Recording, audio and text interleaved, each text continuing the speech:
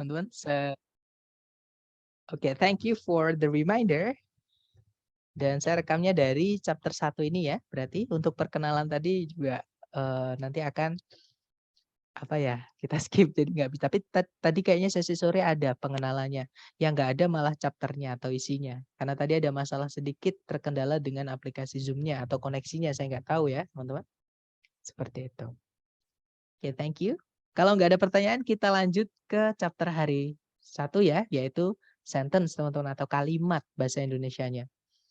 Nah, kenapa kok kita perlu belajar kalimat atau sentence? Karena nanti di structure, teman-teman nanti akan diminta untuk melengkapi bagian kalimat yang hilang. Jadi ada si pembuat soal itu ya, mencari satu kalimat utuh, kemudian dia menghilangkan satu kata atau satu frase atau satu bagian kalimat, entah di mana nanti dijadikan titik-titik, kemudian yang hilang itu ditaruh di salah satu pilihan ABCD.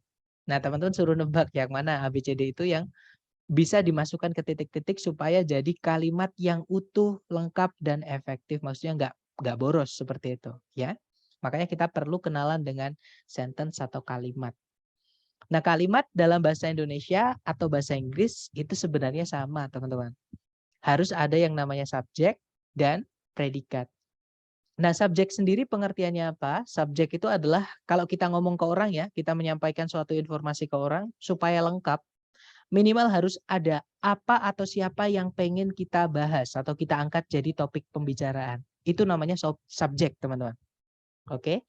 Jadi subjek itu apa atau siapa yang pengen kita jadikan bahan pembicaraan atau kita angkat jadi topik pembicaraan. Itu namanya subjek, bukan pelaku ya. Karena di kalimat pasif, subjeknya malah jadi korban. Kayak gitu. Dan kalimat itu tidak selalu aktif, ada juga kalimat pasif. Jadi subjek itu pengertiannya apa atau siapa yang pengen dibahas. Kemudian predikat itu pengertiannya adalah ada apa dengan yang pengen kita bahas. Karena nggak mungkin saya misalnya bilang ke teman-teman nih, guys, Bapak Jokowi. Terus saya diam, pasti teman-teman nungguin kalau nggak itu bertanya, ada apa dengan Bapak Jokowi? Nah, ada apa dengan si subjek? Ada apa dengan Bapak Jokowi itu tadi? Itu namanya predikat, teman-teman, kalau di kalimat. Oke? Nah, terus sekarang gini, bagaimana cara mengenali subjek di dalam soal atau di jawaban? Atau bagaimana cara mengenali predikat di dalam soal atau di dalam jawaban? Oke. Nah, untuk mengenali subjek, kalau teman-teman menemukan kata benda di paling depan ya. Jadi kata benda, contohnya kata benda itu ada banyak sekali di sekitar teman-teman itu yang bisa dilihat misalnya laptop, handphone, kabel, misalnya karpet, lantai rumah, bahkan kita sendiri itu juga kata benda, teman-teman. Oke, jadi kata benda itu sesuatu yang bisa dilihat, diraba, diterawang, diputar, dijelat, dicelupin. Seperti itu, secara umum ya. Kemudian selain kata benda, ada juga yang bisa jadi subjek itu adalah kata ganti atau pronoun. Contohnya dia. Nah, dalam bahasa Inggris dia itu ada 3, teman-teman. Dia laki-laki itu he, dia perempuan itu she, dia perempuan itu it. Kalau jadi subjek. Ya. Kemudian ada mereka. Mereka itu they. Mereka juga bisa pakai those. Kemudian ada ones dan others. Ini adalah jenis-jenis pronoun yang sering keluar di soal TOEFL structure seperti itu. Jadi yang bisa jadi subjek itu adalah benda sama kata gantinya benda. Ya dia atau mereka tadi. Oke. Kemudian selain subjek ada predikat. Nah, ini bedanya bahasa Inggris sama bahasa Indonesia, teman-teman. Kalau bahasa Indonesia itu tidak ada ketentuan predikat harus dari kata apa, nggak ada. Misalnya kita bisa bilang saya baik, baik, atau saya sakit misalnya gitu ya. Saya lagi sakit nih, saya sakit misalnya gitu. Nah kan saya itu bahasa Inggrisnya adalah I, sakit itu bahasa Inggrisnya sick. Contoh ya teman-teman.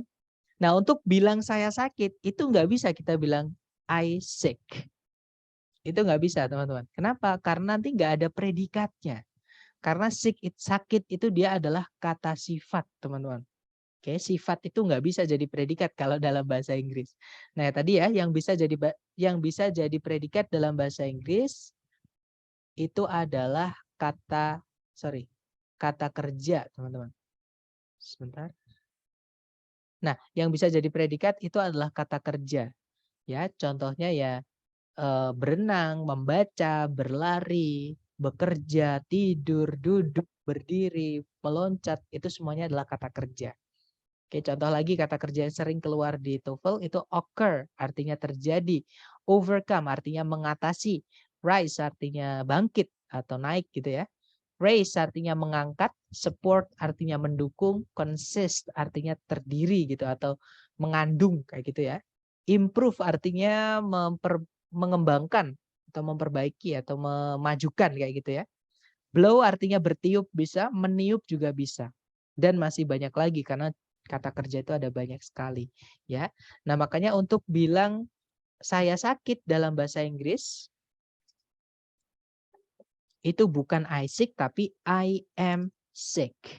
Saya baik-baik saja, itu bukan I okay atau I fine tapi I am fine. Nah, walaupun am di situ dia nggak punya arti, tapi kalimat ini betul teman-teman, atau di situ kita butuh am karena nggak ada kata kerjanya yang kita ucapkan. Sedangkan dalam bahasa Inggris predikat hanya bisa dibuat dari kata kerja. Oke. Nah, tapi kalau di kalimat sudah ada kata kerja, contohnya I love you. Sorry teman-teman. Contohnya adalah saya hapus ya. Contohnya adalah I love you. Itu nggak perlu pakai am.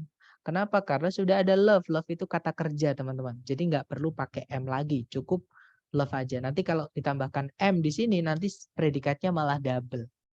Oke, jadi kalau sudah ada kata kerja nggak perlu to be. Tapi kalau misalkan yang kita ungkapkan dalam bahasa Inggris itu nggak punya kata kerja, maka harus dimasukkan to be. Seperti itu. Nah, untuk kata kerja itu dalam bahasa Inggris bentuknya ada banyak ya. Nah, teman-teman nanti pasti akan menemukan ini di soal ataupun di jawaban. Nah, kata kerja itu bisa berbentuk verb 1 atau verb 2, kemudian verb 3, kemudian verb SES, kemudian verb ing, to verb 1 dan auxiliary verb. Oke, jadi bentuk-bentuk kata kerja yang akan teman-teman temui nanti di TOEFL atau dalam bahasa Inggris lah. Itu ini semua, teman-teman. Di dalam kalimat. Nah, tidak semua jenis kata kerja ini bisa jadi predikat. Makanya saya menghindari pengucapan subject verb. Saya nyebutnya subject predikat. Kenapa? Karena tidak semua verb bisa jadi predikat. Nah, verb apa aja yang bisa jadi predikat? Yaitu verb 1, verb 2, verb SES, dan auxiliary verb. Seperti itu. Jadi teman-teman nanti cari, boleh subjek dulu, boleh predikat dulu. Kalau saya lebih gampang cari predikat dulu, teman-teman. Cari verb 1, verb 2, verb SES atau auxiliary verb di dalam soal. Seperti itu. Nah, secara teori kita sudah selesai nih. Sebelum ke contoh soal atau penerapan di dalam TOEFL, mungkin teman-teman ada yang mau ditanyakan dulu, silakan.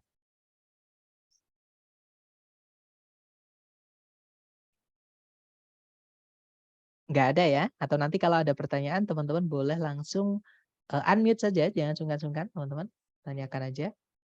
Baik, kalau nggak ada kita ke contoh soal. Ini sorry, sebelumnya saya mohon teman-teman untuk difoto ya layarnya, jangan ditulis dulu, difoto aja karena nanti menyita waktu banyak kalau menulis. Jadi difoto aja, silakan. Atau di screenshot juga boleh.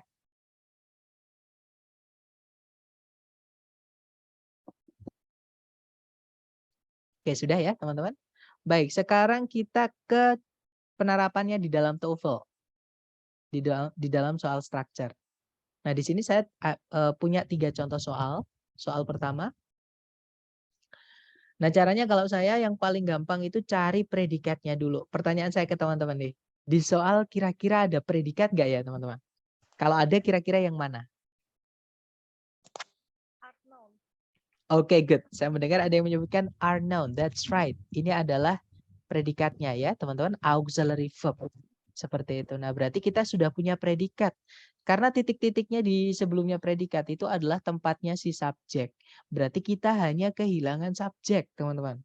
Oke, berarti cari A, B, C, D yang hanya bisa menjadi subjek doang. Jangan ditambah-tambahi apapun ya, jangan ditambah predikat lagi, apalagi jangan ditambahkan kata hubung. Jadi cukup cari kata benda atau kata ganti saja. Nah, kira-kira jawabannya berarti yang mana, teman-teman? Ya, that's right. Jawabannya yang alpha ya, yaitu shrike. Shrike itu nama burung yang digambar ini ya. Nah, nanti kalau dibaca shrikes are known to impale their prey on thorns. Kalau diartikan burung shrike ini diketahui akan menancapkan buruannya atau mangsanya di duri-duri pohon. Seperti itu. Oke, jawabannya yang alfa.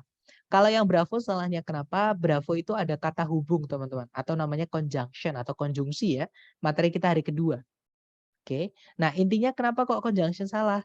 Kita tidak butuh conjunction di dalam kalimat ketika subjek predikat itu cuma ada satu. Namanya aja kata hubung ya, teman-teman. Dia menghubungkan dua subjek predikat yang lain. Seperti itu. Kalau cuma satu ya nggak ada yang dihubungkan. Maka kita nggak perlu kata hubung. Seperti itu. Kalau yang Charlie ada predikat lagi is, nanti jadi pemborosan teman-teman predikat. Karena di soal sudah ada predikat, jangan dimasukkan predikat lagi. Nanti jadi pemborosan atau redundancy. Kalau yang delta sama kayak yang Bravo, di situ ada kata hubung atau conjunction which. Jadi kalau teman-teman menemukan ada 5W1H atau teman-temannya itu, intinya kata tanya ya di dalam soal structure TOEFL, itu adalah conjunction teman-teman. Seperti itu. Ya, jawabannya alpha, good job. Contoh kedua teman-teman. Caranya sama, cari kata kerja di dalam soal sebagai predikat. Pertanyaan saya ke teman-teman sama. Teman-teman menemukan kata kerja sebagai predikat nggak di soal? Belum ada. Belum ada ya? Ya, that's right. Berarti di titik-titik kita butuh predikat. Pertanyaan saya lagi, sudah ada subjeknya belum? Sudah. Sudah ya. Nah, berarti kita hanya butuh predikat saja. Cari ABCD yang hanya predikat saja. Kira-kira berarti jawabannya yang mana, teman-teman? C. Ya, that's right. Jawabannya adalah yang Charlie. Nice, good job. Nah, nanti kalau dibaca, magnetotactic bacteria were first described in 1963 by Salvatore Bellini. Kalau diartikan, bakteri magnetotaktik pertama kali dijelaskan atau dideskripsikan gitu ya. Mungkin maksudnya ditemukan di tahun 1963 oleh Salvatore Bellini. Seperti itu. Nah, untuk contoh terakhir penerapan materi kita hari ini, contohnya seperti ini. Caranya sama dan pertanyaan saya ke teman-teman juga sama. Ada yang nemukan kata kerja di dalam predikat? Kalau nemu yang mana, teman-teman?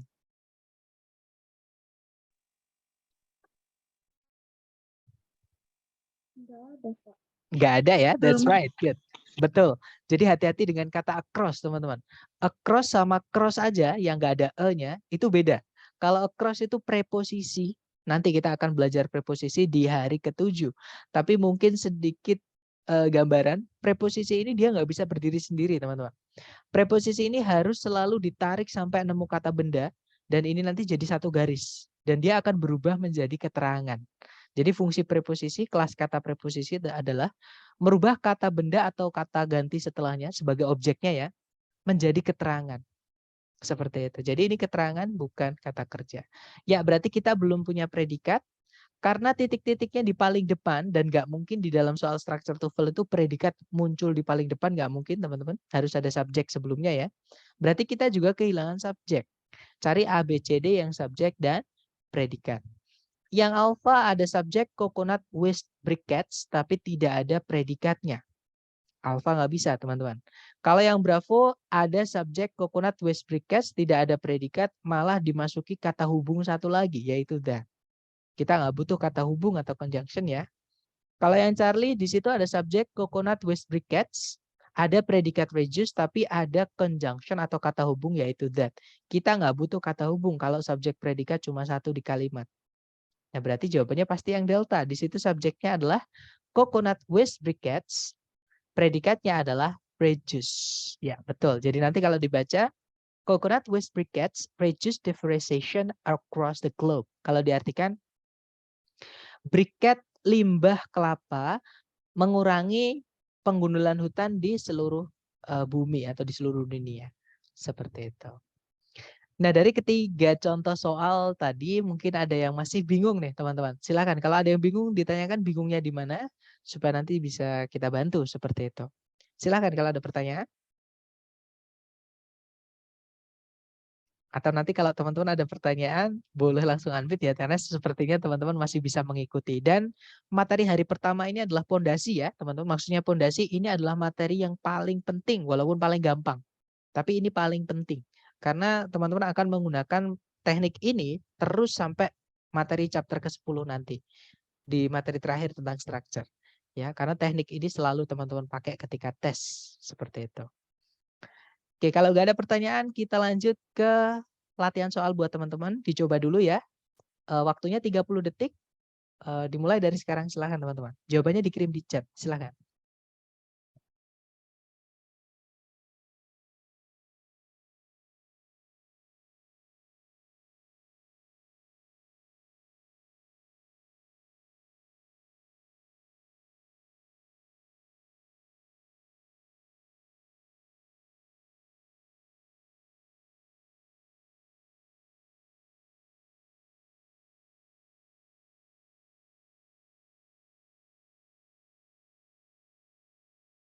Oke, 30 detik sudah habis. Silahkan dikirim dulu jawabannya sebisa teman-teman dulu. Salah nggak apa-apa, kita belajar. Salah wajar ya.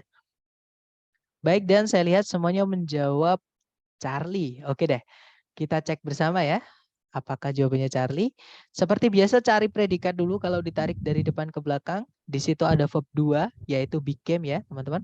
Nah kalau teman-teman menemukan ada verb 2, sorry teman-teman.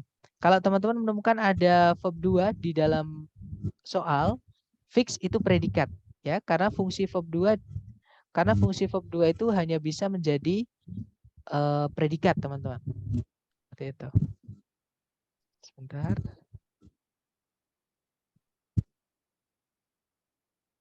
Bentar ya, saya mute dulu teman-teman.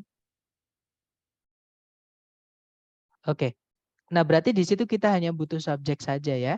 Yang alpha ada subjek Colorado tapi ada kata hubung when. Kita nggak butuh kata hubung kalau subjek predikat cuma satu di dalam kalimat.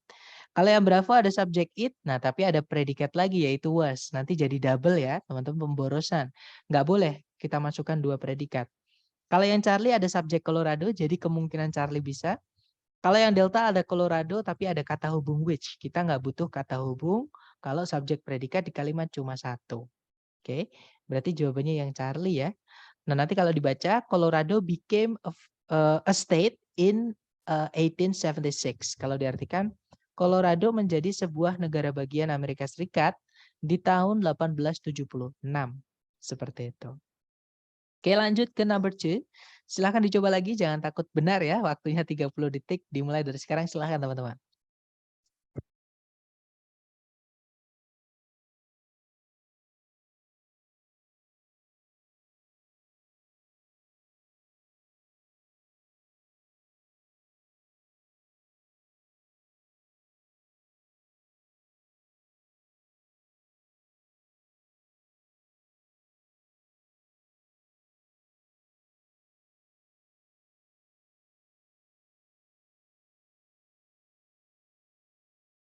Oke, silahkan jawabannya teman-teman dikirim di chat dulu sedapatnya ya. Kemudian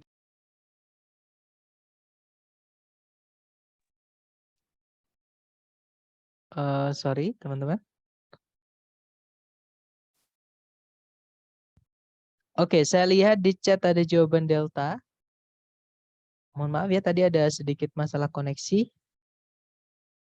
Baik, ada jawaban Delta. Mari kita cek bersama. Seperti biasa cari kata kerja sebagai predikat di soal, teman-teman. Di situ ada, nah sama sekali nggak ada kata kerja di soal sebagai predikat, berarti di titik-titik kita butuh predikat ya. Kemudian, nah karena titik-titiknya di depan dan sebelum predikat itu harus ada subjek, maka di situ kita juga kehilangan subjeknya. Jadi cari ABCD yang subjek dan predikat. Yang alpha di situ ada kata benda the shaping, ada the-nya berarti setelahnya kata benda, teman-teman. Walaupun nggak harus setelahnya pas ya, tapi harus ada kata bendanya kalau mau pakai the. Kemudian berarti, nah tapi nggak ada predikatnya. Alpha nggak bisa, teman-teman. Yang Bravo sama ya, ada jadi verb ing itu bisa jadi subjek ya, teman-teman. Namanya Jaren. Ya, tapi di sini tidak ada predikat juga sama, Bravo salah. Kalau yang Charlie itu ada to verb 1. To verb 1 itu nggak bisa jadi subjek, teman-teman. Nggak bisa juga jadi predikat ya. Charlie nggak bisa. Nah, kalau yang Delta di situ ada subject sculptures, predikatnya adalah shape. Itu kata kerja artinya membentuk. Nah, ya sudah berarti jawabannya yang Delta. Nah, nanti kalau dibaca, sculptures, shape, images out of clay, stone, and metal. Nah, kalau diartikan, Para pematung membentuk gambar-gambar dari tanah liat, batuan, dan logam. Seperti itu. Oke, next, number 3, dicoba lagi ya. 30 detik, dimulai dari sekarang, silahkan.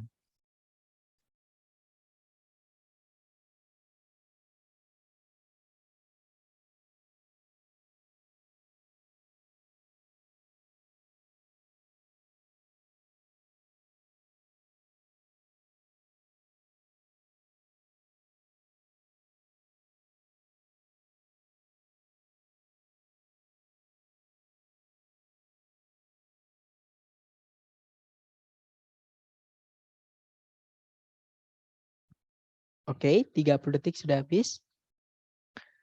Baik, ada jawaban alfa, dan semuanya menjawab alfa. Oke, let's check together. Cari subjeknya dulu, cari predikatnya dulu. Di situ tidak ada kata kerja sebagai predikat karena titik-titiknya di paling depan berarti kita juga kehilangan subjek ya. Cari ABCD yang subjek dan predikat. Yang alfa, the computer input unit, itu satu kesatuan teman-teman. Dia subjek. Nah, kata kerja sebagai predikatnya adalah changes, artinya mengubah atau merubah. Jadi kemungkinan alfa bisa. Kalau yang Bravo ada subject changing input, ada subjek lagi the computer input unit, subjeknya salah ya, double. Nggak ada predikat lagi, Bravo salah. Kalau yang Charlie ada predikat changes, tapi ada kata hubung which, kita nggak butuh kata hubung karena nggak ada subjeknya di soal. Cuma satu, maksudnya ada predikat tapi nggak ada subjeknya gitu ya. Malah ditambahkan conjunction, Charlie nggak bisa. Kalau yang delta, changesnya di sini adalah kata benda ya teman-teman. Itu subjek. Nah, tapi nggak ada kata kerja sebagai predikatnya. Delta juga nggak bisa. Ya sudah, berarti jawabannya yang alpha. Nah, nanti kalau dibaca, the computer input unit changes all data into electrical pulses. Kalau diartikan, satuan input komputer merubah semua data ke dalam sinyal-sinyal elektronik. Seperti itu. Oke, good job. Lanjut ke number 4. Silahkan dicoba dulu teman-teman. 30 detik dimulai dari sekarang. Silahkan.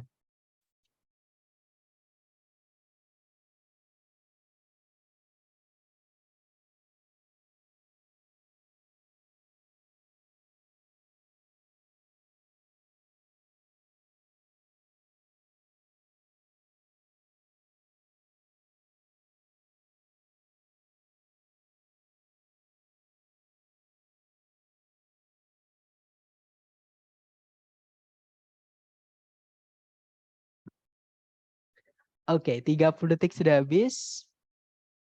Baik, ada jawaban alfa, dan saya lihat semuanya menjawab alfa. Kita cek ya, teman-teman. Cari predikat dulu di soal, di situ ada were. Nah, belum ada subjeknya, cari subjeknya. Yang alfa kemungkinan bisa jadi subjek. Kalau yang bravo ada subjek tapi ada kata hubung, kita nggak butuh kata hubung kalau subjek predikat di dalam kalimat cuma satu ya. Karena nanti kalimatnya belum nggak selesai malahan teman-teman. Kalau ditambahkan conjunction. Nah, kalau yang Charlie ada subjek, predikat. Nah, predikatnya nanti double. Oke, kita nggak butuh predikat lagi. Kalau yang delta ada conjunction. Kita nggak butuh conjunction kalau subjek dan predikat cuma satu. Oke, ya sudah, berarti jawabannya yang alpha. Nah, nanti kalau dibaca, the earliest road markers were stones piled at intervals. Kalau diartikan, penanda atau marka jalan pertama kali adalah batu-batu yang ditumpuk secara interval. Atau ada jeda-jedanya seperti itu. Oke, nice. Lanjut ke number 5. Silahkan dicoba dulu. 30 detik dimulai dari sekarang. Silahkan teman-teman.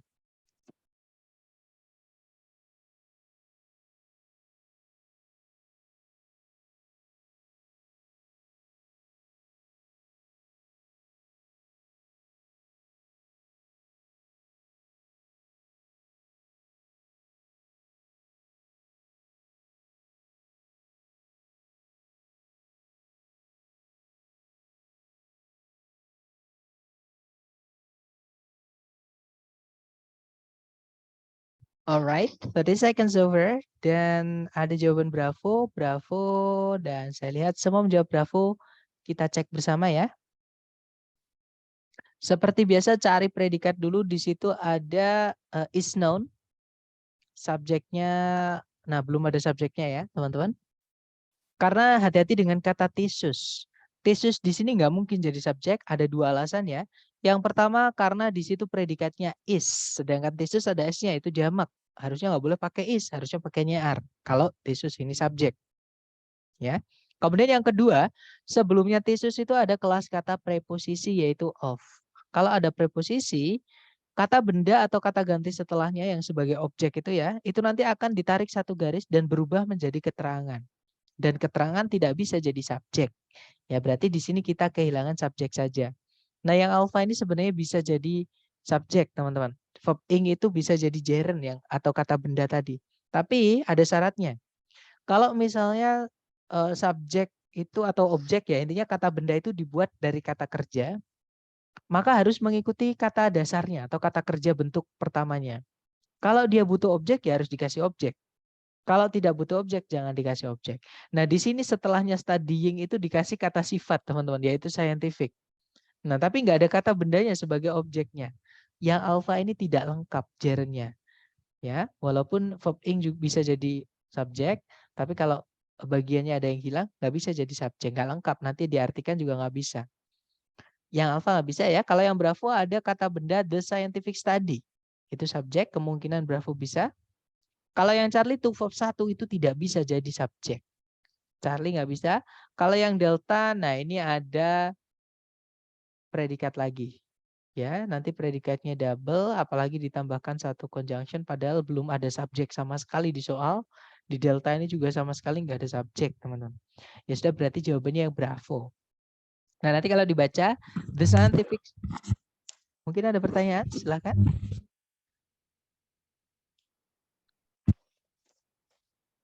Nggak ada?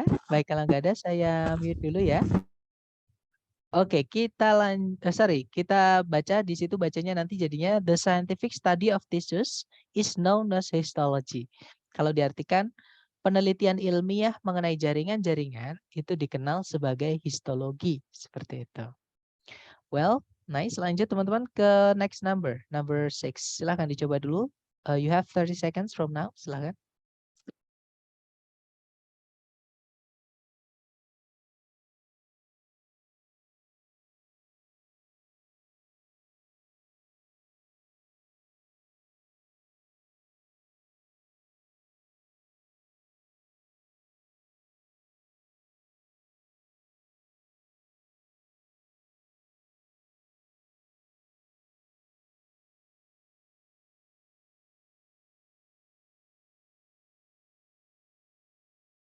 Oke, 30 seconds over. Silahkan jawabannya dikirim dulu di chat. Nggak perlu takut salah ya. Sedapatnya teman-teman dulu. Baik, ada jawaban alfa dan saya lihat semuanya jawab alfa. Kita cek bersama, cari predikat dulu teman-teman, kata kerja ya. Kalau ditarik dari depan ke belakang, nah di situ sama sekali nggak ada kata kerja sebagai predikat. Nah karena titik-titiknya di depan dan kita butuh predikat, maka kita juga butuh subjek juga di sebelumnya predikatnya. Jadi cari A, B, C, D yang dia ada subjek dan predikat. Yang alfa ada subjek, ada predikat, kemungkinan alfa bisa ya. Kalau yang bravo, verb ing berdiri sendiri dia subjek tapi tidak ada predikatnya, bravo nggak bisa. Kalau yang Charlie ada subjek, ada predikat, nah tapi ada kata hubung atau conjunction because teman-teman. Nah kenapa sih kok kita nggak bisa memasukkan kata hubung atau conjunction ke dalam kalimat kalau subjek predikatnya cuma satu? Nanti kalimatnya nggak selesai teman-teman. Misalnya ya yang Charlie kita masukkan di titik-titik. Nanti kalau kita artikan, karena Kanada memiliki sebuah parlemen bicameral atau parlemen dua kubu atau dua kamar. Nah, nggak selesai informasinya. Ada apa? Kayak gitu. Jadi makanya kita nggak bisa memasukkan conjunction di dalam kalimat yang hanya terdiri dari satu subjek dan satu predikat seperti itu. Kalau yang delta juga sama, di situ ada satu subjek, satu predikat, tapi dimasukkan conjunction. Kita nggak butuh conjunction ya. Ya sudah, berarti jawabannya yang alpha tadi. Nanti kalau dibaca, Canada has a bicameral or two chamber parliament. Kalau diartikan Kanada memiliki sebuah parlemen bicameral atau parlemen dua kamar. Seperti itu. Oke, lanjut lagi ke number 7. Silakan dicoba lagi ya teman-teman. 30 detik dimulai dari sekarang, silakan.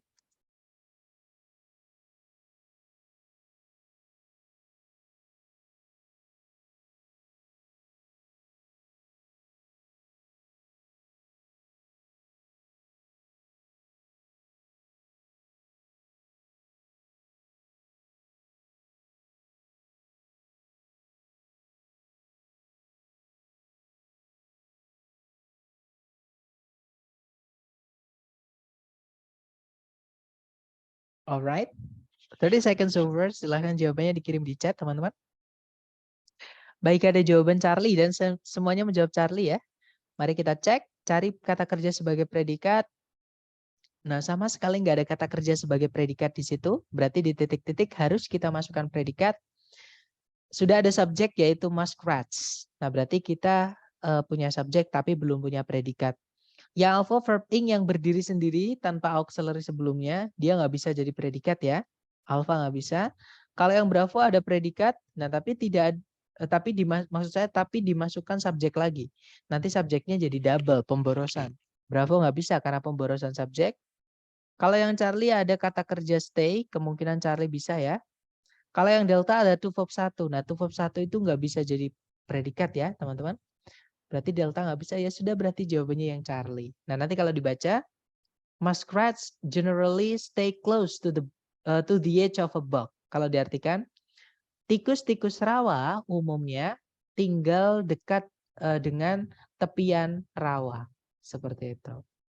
Oke, next number 8. Silahkan dicoba lagi 30 detik dimulai dari sekarang. Silahkan teman-teman.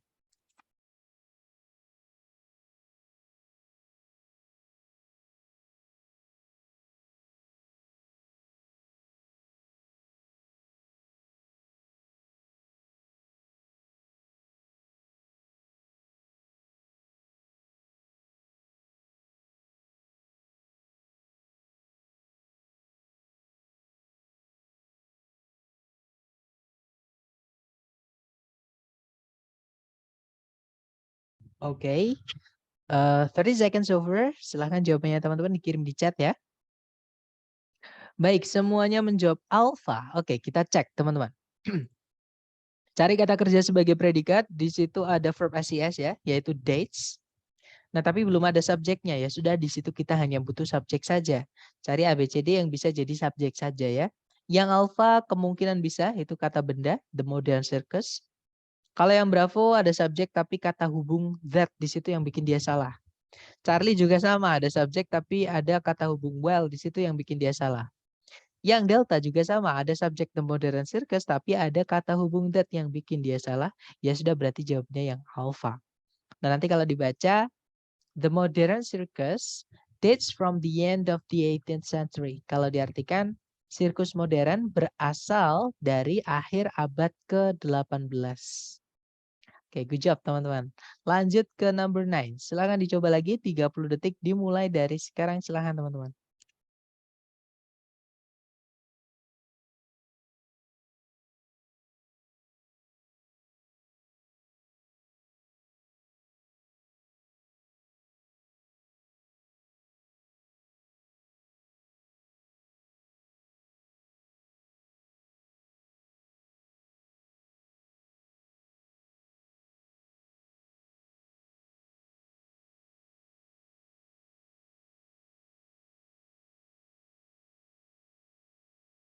Oke, 30 seconds over. Baik, ada jawaban alpha, dan saya lihat semuanya menjawab alpha. Cari predikat dulu di soal. Di situ ada adapted ya, artinya mengadopsi, teman-teman. Nah, tapi subjeknya belum ada. Nah, berarti kita butuh subjek saja. Ya sudah kelihatan ya, jawabannya adalah yang alpha. Kalau yang bravo di situ ada subjek tapi kata hubung when yang bikin dia salah. Yang Charlie ada subjek tapi ada kata hubung which yang bikin dia salah. Kalau yang delta di situ ada double predikat. Oke, ada adopted, ada juga was, nggak bisa. Oke, jawabannya yang alpha. Nanti kalau dibaca, Canada adopted the decimal system of coinage in 1867.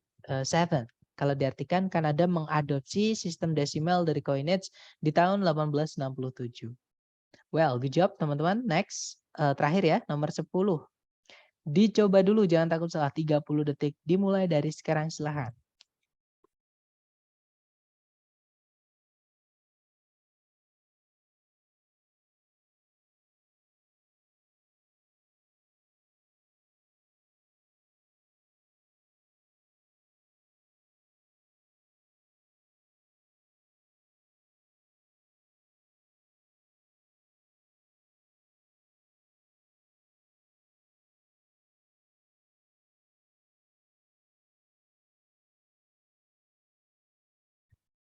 Baik, 30 detik sudah habis, teman-teman. Oke, ada jawaban bravo, bravo, dan semuanya menjawab bravo sepertinya. Kita cek bersama. Seperti biasa cari predikat dulu. Kalau ditarik dari depan ke belakang, cari kata kerja. Sama sekali tidak ada kata kerja di soal ya sebagai predikat maksud saya. Berarti di situ titik-titik kita butuh predikat. Nah, di situ ada subjek protozoans. Berarti kita kehilangan predikat saja ya, teman-teman. Cari ABCD yang bisa jadi predikat saja. Yang alpha verb ing yang berdiri sendiri tanpa ada auxiliary sebelumnya itu tidak bisa jadi predikat. Yang bravo verb 1 kemungkinan bisa jadi predikat. Yang Charlie itu verb 1 tidak bisa jadi predikat. Nah yang delta kalau teman-teman menemukan ada kata akhirannya tion-tion seperti itu ya. Kebanyakan besar, walaupun nggak semuanya ya, hampir semuanya gitu, tapi nggak semuanya. Itu dia adalah kata benda teman-teman. Reproduction itu memang kata benda ya. Nanti kalau dimasukkan di titik-titik, dia gabung dengan protozoans. Fungsinya tidak jelas sebagai apa. Masa ada dua subjek kayak gitu. Ya sudah berarti jawabannya yang bravo. Nah nanti kalau dibaca, like bacteria, protozoans reproduce by splitting into. Kalau diartikan, seperti bakteri, protozoa bereproduksi dengan cara membelah diri menjadi dua. Seperti itu teman-teman. Nah, itu tadi adalah materi kita pertama yang saya bilang tadi ya. Ini yang paling penting buat teman-teman di TOEFL Structure karena ini akan teman-teman pakai terus sampai chapter terakhir di structure seperti itu. Mungkin sebelum saya tutup, adakah yang mau ditanyakan dulu dari teman-teman? Silakan. Mister, mau nanya Mister? Boleh, silakan Miss. Ini bahannya di-share nggak nanti? Nanti saya share untuk link PPT, kemudian link exercise. Jadi saya sudah siapkan teman-teman untuk latihan-latihan. Siapa tahu teman-teman di kelas ini dipraktekkan di luar kelas juga kalau teman-teman ada waktu luang. Kalau enggak jangan dipaksakan, nanti malah kalau teman-teman maksakan sambil kerja sambil ngerjakan, nanti malah dua-duanya nggak selesai kayak gitu. Malah kelas juga nanti saya kirim untuk rekaman kelas itu akan saya upload di YouTube ya teman-teman, dan saya mohon bantuan teman-teman juga untuk bantu subscribe. Minat untuk pengen belajar secara online, maksudnya tanpa kelas itu bisa lewat YouTube itu. Karena rekaman saya selalu kirimkan di YouTube. Thank you, sir. That's a good question. Mungkin ada pertanyaan lagi? Cara membedakan kelas kata biar mudah ini, kata kerja, benda, sifat, gimana ya ada tipsnya? Karena ternyata pasti gini, ketika teman-teman sering-sering menemukan kata itu, misalnya teman-teman ada kata baik, contohnya tulisannya B sama Y, teman-teman nggak tuh apa itu artinya apa, kelas katanya apa, kamu nggak bisa buka kamus ya. Jadi ketika teman-teman belajar dapat kosakata baru, nah kalau saya biasanya penjeloknya longman ya, nanti akan saya kirim link untuk akses di online. Jadi saya bilang atau coba dikasih kesannya atau dicantumkan juga misalnya NV itu kata kerjanya seperti itu. Halo, halo tes. Keluar suara jelas sekarang? Keluar, nggak putus-putus. Oke. Putus-putus teman-teman. Semuanya? Oke. Kemudian Kak nomor 10 yang salah. Yang A salahnya kenapa? Verb dia walaupun kata kerja, tapi dia nggak bisa jadi predikat. Ada 3 jenis kata kerja yang bisa jadi predikat. Yang pertama adalah verb 3 yang berdiri sendiri tanpa auxiliary. Verb berdiri sendiri tanpa auxiliary. Dan verb walaupun kata-kata mereka bukan predikat seperti itu. Nah yang di atas tadi kan saya bilang kata kerja itu bidang kalimat, teman menemukan jenis dari verb 1, PSS, verb 3, atau verb 1 dan auxiliary verb 1. Itu tidak semua jenis verb yang saya sebutkan jadi predikat. Itu verb S, verb 2, dan verb 1 saja yang bisa jadi predikat. Seperti itu. Selain itu nggak bisa jadi predikat. Dan apakah materi untuk TOEFL IT sama ini lebih apa ya, lebih kompleks ya teman-teman? Karena sebenarnya kalau misalnya IELTS saja teman-teman. IELTS itu sebenarnya tidak ada tempat untuk apa namanya. Soalnya adalah teman-teman harus sering-sering berlatih seperti itu. Sorry, putus-putus ya teman-teman. Tadi pas menjawab.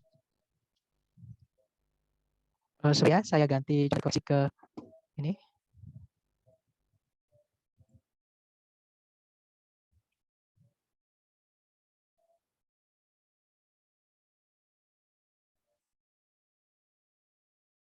Halo, tes. Iya. Oke, sudah jelas ya teman-teman? Sekarang jelas, Mister. Oke, baik. Jadi mohon diulang Mister tadi. Halo, tes. Apakah suara saya terdengar teman-teman? Oke, sorry, sepertinya ada sedikit kendala dengan koneksi saya ya. Baik, akan saya tulis di chat teman-teman, kenapa kok yang alfa ini salah. Jadi gini, teman-teman nanti akan menemukan kata kerja di dalam bahasa Inggris itu ya, entah di kalimat, entah di soal, entah di jawaban. Itu teman-teman akan menemukan jenis verb 1, sorry saya tulis satu ya. Verb 1, kemudian verb SIS, kemudian verb 2, kemudian verb 3, ada juga verb ing, ada juga verb ing, kemudian to verb 1, dan yang terakhir adalah auxiliary verb. Nah, ini adalah semua jenis kata kerja yang akan teman-teman temui di dalam kalimat dalam bahasa Inggris. Ya. Nah, tapi tidak semua jenis kata kerja ini bisa jadi predikat, teman-teman. Ya, jadi hanya yang bisa jadi predikat itu hanya verb 1 atau verb SIS kalau present ya. Kemudian verb 2 kalau lampau, dan auxiliary yang ketemu sama verb gandengannya. Seperti itu. Nah, kalau yang misalnya yang bukan predikat, ada juga kata kerja yang teman-teman nanti akan temui di dalam kalimat, tapi dia bukan predikat ya, walaupun kata kerja. Di ini ya, di chat teman-teman, maaf, di chat. Saya tulis di chat. Yang bukan predikat itu adalah verb 3, kemudian verb ing, dan to verb 1. Ini bukan, walaupun teman-teman menemukan itu kata kerja, tapi itu bukan predikat teman-teman. Makanya saya menghindari istilah subjek verb. Saya nyebutnya subjek predikat. Karena tidak semua verb itu bisa jadi predikat seperti itu. Nah, untuk yang alpha nomor 10 itu, karena dia verb ing teman-teman. Dan sebelumnya nggak ada auxiliary-nya, itu nggak bisa jadi predikat. Nah, verb ing itu syaratnya supaya dia bisa jadi predikat sebelumnya harus ada auxiliary-nya. Contohnya tadi nomor, nah ini, contohnya ini, yang alpha, kita kembali ke nomor 7 ya. Nah, kalau teman-teman lihat yang alpha itu nggak bisa jadi jawaban karena di sini kita butuh predikat tadi. Nah, yang alpha itu verb ing berdiri sendiri tanpa auxiliary sebelumnya nggak bisa jadi predikat. Nah, kalau yang bravo itu bisa, verb ing-nya bisa jadi predikat karena sebelumnya ada auxiliary yaitu dari keluarganya to be, yaitu are. Nah, tapi mereka jadi satu ya. Are staying, ini predikatnya. Seperti itu, Mister. Mister mau nanya, Mister. Boleh, Miss, silakan. Adverb generally ini kan adverb. Betul. Dia posisinya itu boleh sebelum kata kerja ya, Mister. Posisinya Boleh. di mana-mana aja sih yang boleh, Mister? Untuk posisinya di mana aja keterangan atau adverb nanti kita bahas hari ke-7, Miss. Nah, cuman kalau untuk pertanyaan, karena adverb ini, teman-teman, di dalam kalimat itu sebenarnya hanya tambahan saja. Keterangan itu adalah kelas kata yang paling tidak penting, teman-teman. Itu kalau kita hapus nggak apa-apa. Nah, tapi dia bisa muncul ada berapapun di dalam kalimat nggak apa-apa. Ya, nah itu adalah keunikan keterangan atau adverb. Nanti kita pelajari keterangan itu di bab phrasing di chapter ke-7. Seperti itu. Nah, tapi kalau untuk pertanyaan apakah keterangan itu boleh di sebelumnya kata kerja? Jawabannya boleh. Contohnya di lagunya siapa ya? Lagunya siapa ya? Saya lupa itu. Atau dalam kalimat yang biasanya kita dengar aja. Saya selalu Always marah. love you. Nah, misalnya aku selalu mencintaimu misalnya. Ini yang gampang aja ya, teman-teman, karena ini paling gampang contohnya. Aku selalu mencintaimu, bahasa Inggrisnya I always love you. Nah, kalau teman-teman lihat di situ sebelum predikat love itu ada keterangan always. Nah, keterangan itu tempatnya di dalam di sebelumnya kata kerja, jawabannya tidak apa-apa. Tergantung jenis kata keterangannya. Seperti itu. Nah, nanti kita pelajari keterangan hari ke-7, Miss. Oke, Mister. Oke, tapi dapat ya. Jadi keterangan itu di sebelum predikat nggak apa-apa. Gimana? Mungkin ada pertanyaan lagi? Silahkan. Di chat sepertinya ada yang bertanya. Permisi Kak, mau nanya untuk penggunaan auxiliary apakah harus selalu melihat untuk subjeknya Kak? Ada beberapa auxiliary yang iya dan ada juga yang tidak, Mister. Jadi kalau misalnya to be itu harus lihat subjeknya karena jenis to be ada banyak. Misalnya is, am, are itu di present ya. Nah, kapan kita pakai is, kita pakai am, kapan pakai are itu tergantung jenis subjeknya. Kalau subjeknya I nggak mungkin pakai is. I is happy, nggak bisa. Harusnya pakainya I I am doing fine atau I'm doing great misalnya. Seperti itu. Jadi harus tergantung subjeknya. He itu nggak bisa pakai am. He pakainya is. He is doing fine. Misalnya seperti itu. Dan auxiliary bukan cuma to be ya, teman-teman. Auxiliary itu ada misalnya ada have has juga. Have has had itu artinya sudah, bukan memiliki ya, artinya sudah. Gandengannya adalah verb 3. Contohnya saya sudah mandi, I have taken a bath. Saya sudah makan, I have eaten. Seperti itu. Nah, kalau subjeknya saya rubah, she misalnya, she has, bukan she have, tapi she has. Seperti jadi lihat auxiliary itu sama kayak kata kerja yang lain, untuk penggunaannya dilihat subjeknya, seperti itu. Tapi kalau modal nggak bisa ya, teman-teman. Modal itu untuk apapun subjeknya ya semuanya bisa dipakai. Will itu will aja, I will, she will, nggak ada she wills, itu nggak ada. Nanti beda arti seperti itu.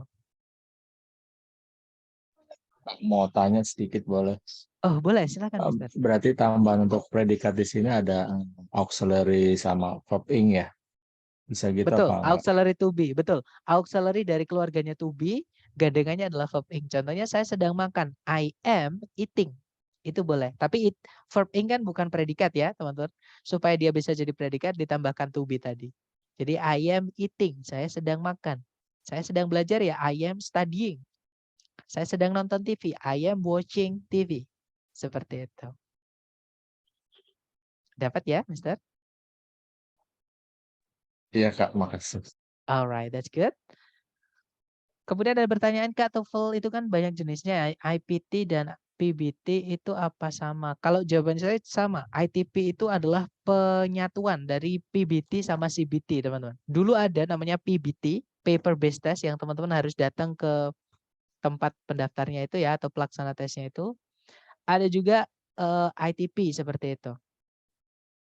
Ada juga CBT. CBT itu computer based test. Nah, itu sekarang dijadikan satu namanya ITP. ITP itu ada yang offline, ada yang online, seperti itu aja. Jadi hanya nama itu. Tapi secara tes itu sama, pertama listening, kemudian structure, kemudian reading. Jumlah soalnya 140 dan totalnya kira-kira waktunya 150 untuk pengerjaan. Seperti itu. Dan TOEFL CBT itu biasanya bisa digunakan untuk apa aja ya Kak? Ya sama kayak PBT. Jadi sertifikat TOEFL itu semuanya valid ya teman-teman. Itu hanya pemberian tesnya saja. Teman-teman tesnya itu apakah offline, apakah online. Secara sertifikat mereka setara.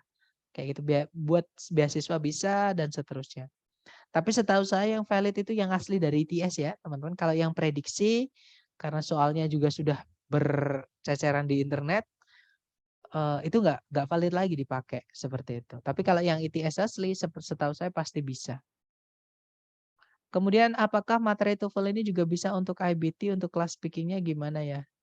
Setahu saya TOEFL yang IBT itu beda sekali teman-teman. Malah mungkin dia lebih mirip kayak IELTS seperti itu. Jadi jawaban saya tidak bisa. Menurut saya tidak bisa ya. Untuk dasarnya mungkin teman-teman bisa secara bahasa Inggris secara luas. Misalnya teman-teman mau ngomong dalam bahasa Inggris tapi harus ada subjek dan predikatnya, itu sudah aturan teman-teman. Oke, jadi kalimat baku dalam bahasa Inggris wajib ada subjek dan predikatnya seperti itu.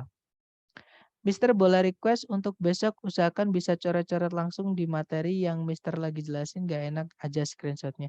Mohon maaf, sebenarnya saya biasanya seperti itu memang Miss, karena nggak tahu ada sedikit masalah dengan Zoom saya.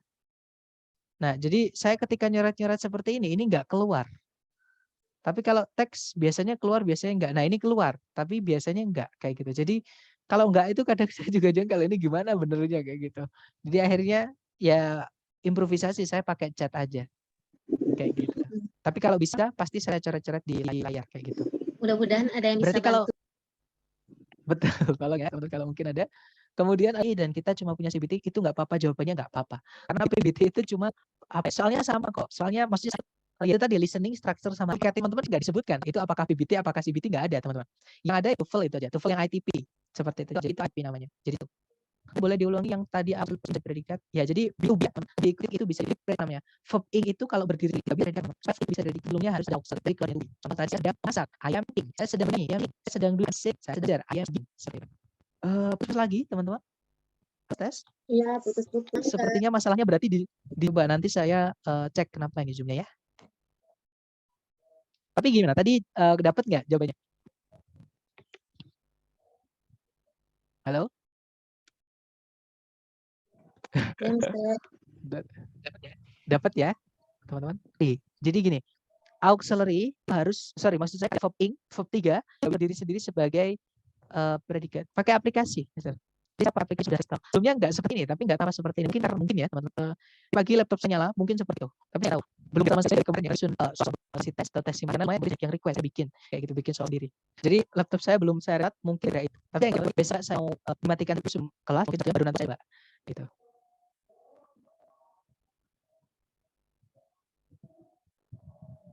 Tapi gimana? Mungkin ada pertanyaan lagi dari teman-teman, silakan.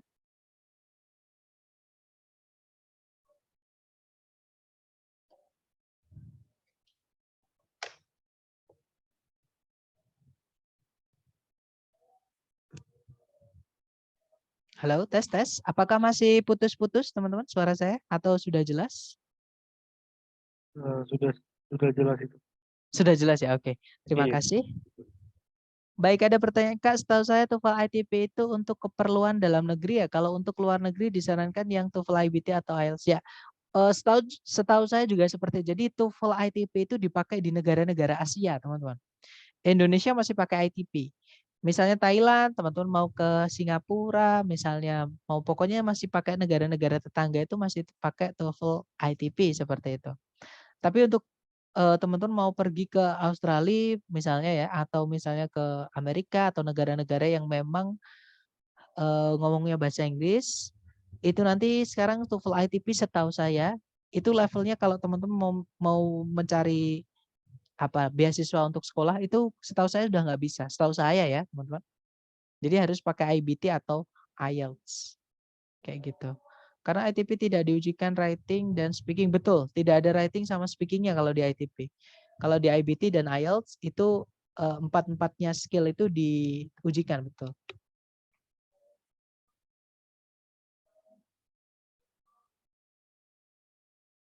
Oke, dapat ya. Mungkin ada pertanyaan lagi, silahkan teman-teman.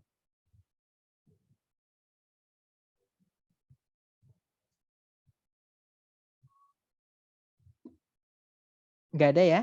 Kalau nggak ada, saya mau mengingatkan kembali, jangan lupa nanti teman-teman akan saya kirimkan link untuk mengisi absensi untuk hari pertama aja, untuk hari kedua dan seterusnya nanti saya isi sendiri ya teman-teman. Saya akan mengeceknya dari aplikasi Zoom, seperti itu. Baik, thank you so much for having me today everyone, and it's great to meet you everyone. Thanks and see you next time. Bila saya say, Assalamualaikum warahmatullahi wabarakatuh. Waalaikumsalam. Thank you, Mr. Waalaikumsalam. Alright, have a great. Okay, good night everyone.